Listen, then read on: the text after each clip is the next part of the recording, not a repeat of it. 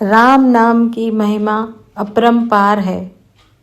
आज हम राम नाम की महिमा की एक कथा सुनेंगे।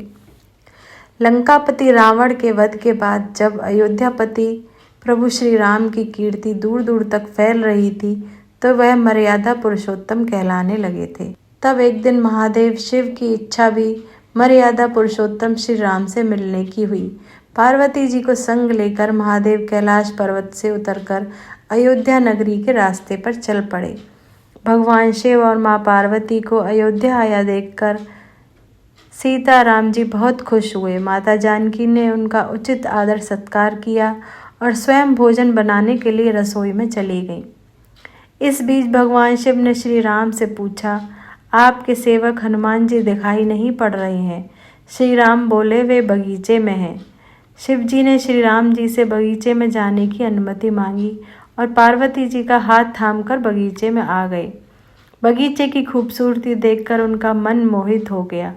आम के एक घने वृक्ष के नीचे हनुमान जी दीन दुनिया से बेखबर गहरी नींद में सोए थे और एक लय में खर्राटों से राम नाम की ध्वनि उठ रही थी। चकित होकर भगवान शिव और माता पार्वती एक दूसरे की ओर देखने लगे। माता पार्वती मुस्कुरा उठी और वृक्ष की डालियों की ओर इशारा किया। राम नाम सुनकर पेड़ की डालियां भी झूमने लगीं और इसके बीच से भी राम नाम उच्चारित हो रहा था। शिव जी इस राम नाम की धुन में मस्त मगन होकर खुद भी राम नाम कहकर नाचने लगे। पार्वती जी ने भी अपने पति का अनुसरण किया और अपने कोमल पांव थिरकाने लगी।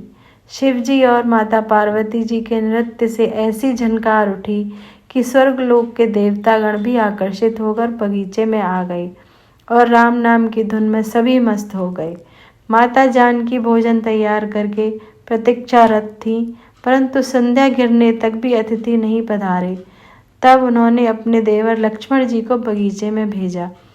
लक्ष्मण जी तो स्वयं को श्री राम का सेवक ही मानते थे, अतः बगीचे में जाकर उन्होंने धरती पर स्वर्ग का नज़ारा देखा तो खुद भी वो राम नाम की धुन में झूम उठे।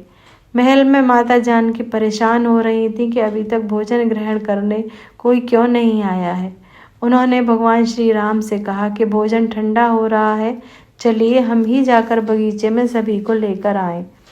तब सीताराम जी बगीचे में गए और वहां राम नाम की धूम मची हुई थी। हनुमान जी गहरी नींद में सोए हुए थे और उनके खर्राटों से अभी तक राम नाम निकल रहा था। श्री सीताराम बहुत ही भाव विह्वल हो उठे। भगवान राम ने हनुमान जी को नींद से जगाया और प्रेम से उनकी तरफ निहारने लगे।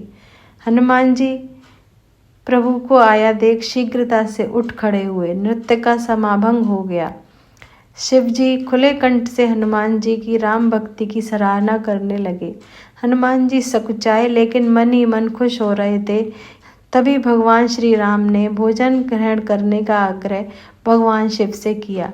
सभी लोग महल में भोजन करने के लिए चल पड़े। माता जानकी भोजन परोसने लगी। हनुमान जी को भी श्री राम जी ने पंक्ति में बैठने का आदेश दिया। हनुमान जी बैठ तो गए, परंतु आदत ऐसी थी कि राम जी के भोजन करने के उपरांत ही सभी लोग भोजन करते थे।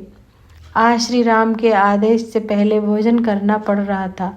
माता जानकी हनुमान जी को भोजन परोसती जा रही थी, पर हनुमान जी का पेट ही नहीं भर रहा था। सीता जी कुछ समय तो उन्हें भोजन परोसती रहीं, फिर समझ गईं कि इस तरह तो हनुमान जी का पेट नहीं भरेगा। उन्होंने तुलसी के एक पत्ते पर राम नाम लिखा और भोजन के साथ हनुमान जी को परोस दिया। तुलसी पत्र खाते ही हनुमान जी को संतुष्टि मिली और वह भोजन खाकर उठ खड़े हुए। भगवान शिव शंकर ने प्रसन्न होकर हनुमान जी को आशीर्वाद दिया कि आपकी राम भक्ति युगों युगों तक याद की जाएगी और आप संकट मोचन कहलाएंगे। संकट हरै मिटै सब पीरा, जो सुमिरै हनुमत बलबीरा। जय श्री राम, जय बजरंगबली।